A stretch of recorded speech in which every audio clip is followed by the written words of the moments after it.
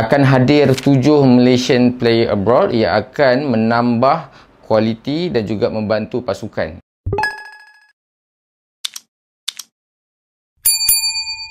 Di dalam video kali ini, aku akan memperkenalkan kepada korang 4 tambahan pemain warisan yang baru untuk skuad Harimau Malaya. Dengan hadirnya 4 lagi pemain warisan yang baru, ini jelas menunjukkan bahawa kem Harimau Malaya sudah berada di fasa terakhir sebelum bertemu Vietnam bagi kelayakan aksi Piala Asia. Jika sebelum ini, semasa persiapan kita bertemu Nepal, kita sudah diperkenalkan dengan 3 pemain warisan, iaitu Hector Havel, John Irazabal dan juga Gabriel Palmeiro. Kini tibalah 4 lagi pemain baru untuk mencukupkan 7 pemain warisan sekaligus melengkapkan fasa 1 revolusi Harimau Malaya. Memperkenalkan pemain pertama, Facundo Garces, seorang pemain muda yang baru berusia 25 tahun dan lahir di Argentina. Beliau bermain di posisi center back dengan mempunyai ketinggian 188 cm. Memulakan karier di Argentina bersama pasukan Colón. Lepas itu beliau berhijrah ke Sepanyol untuk menyertai pasukan Deportivo Alaves di La Liga. Garces merupakan antara pemain paling mahal di dalam skuad Harimau Malaya selain Dioncos.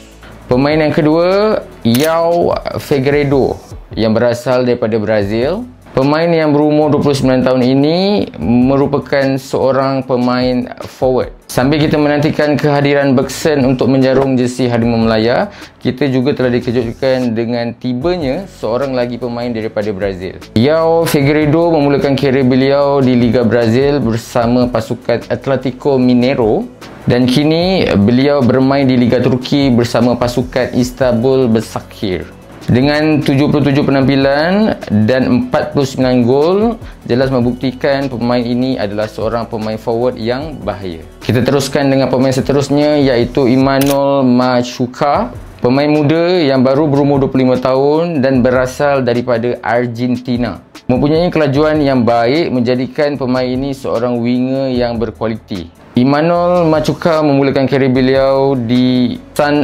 Lorenzo yang berpangkalan di Roldan, Argentina.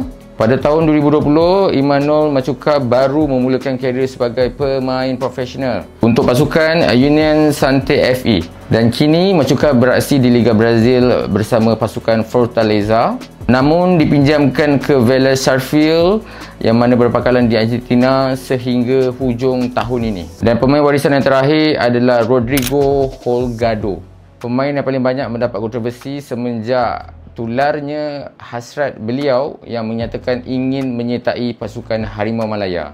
Holgado yang lahir di Argentina bermain di posisi forward, baru berusia 29 tahun. Holgado merupakan pemain yang banyak berhijrah dari satu kelab ke satu kelab sejak pada tahun 2014 lagi. Daripada Argentina berpindah ke Chile, berhijrah ke Mexico, kembali ke Argentina dan kemudian beliau berpindah ke Colombia. Dan kini Holgado mewakili pasukan di Liga Colombia iaitu America di Cali.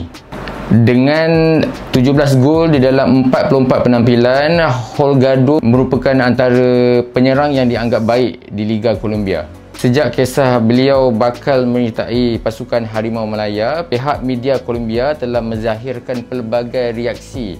Ada yang terkejut, ada yang suka, malah ada yang mengecam. Dan lebih panas, selepas sahnya Holgado menyertai kem latihan Harimau Malaya bagi persiapan bertemu Vietnam, minat Amerika di Cali sendiri telah menyerang beliau di laman sosial dengan mengecam tindakan beliau meninggalkan kelab. Susulan daripada tindakan Holgado meninggalkan kelab demi menyertai Harimau Malaya, beliau akan terlepas 2 perlawanan bersama Amerika di Cali.